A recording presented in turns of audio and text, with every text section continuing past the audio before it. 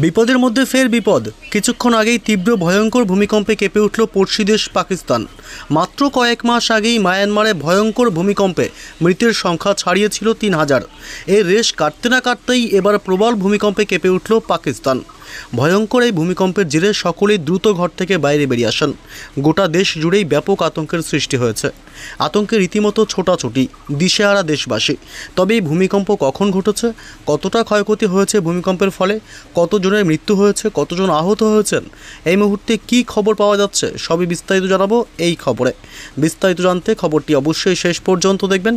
আর সবার আগে সবার প্রথম আপনার জেলার খবরগুলি জানতে আপনার জেলার নামটি কমেন্ট বক্সে কমেন্ট করে জানিয়ে দেবেন। আর আমাদের ইউটিউব চ্যানেলটি সাবস্ক্রাইব করে আমাদের সঙ্গে থাকবেন। চলতি বছরে একাধিকবার ভূমিকম্প হয়েছে পাকিস্তানে।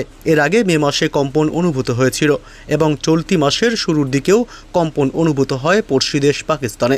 এবার ফের আজ রবিবার ভোরেই পাকিস্তানের মাটিতে ভূমিকম্প।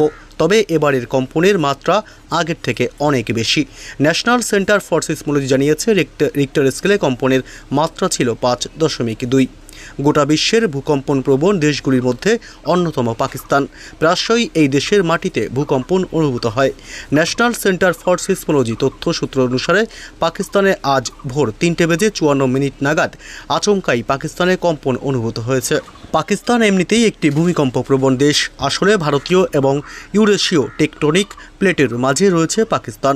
বালুচিস্তান, খাইবার পাখতুনখোয়া, গিলগিট বালতিস্তান সংলগ্ন এলাকা ইউরেশিয়া প্লেটে দক্ষিণ দিকে অবস্থিত। অন্যদিকে সিন্ধ, পাঞ্জাব এবং পাক অধিকৃত জম্মু কাশ্মীর রয়েছে ভারতের প্লেটের উত্তর পশ্চিম দিকে। তাই মাটির গভীরে প্লেটের দোলাচল ঘটলেই পাকিস্তানে ভূমিকম্প হয়। তবে আজ ভূমিকম্পের কারণে কোনো হতাহতের খবর এখনও পর্যন্ত পাওয়া যায়নি।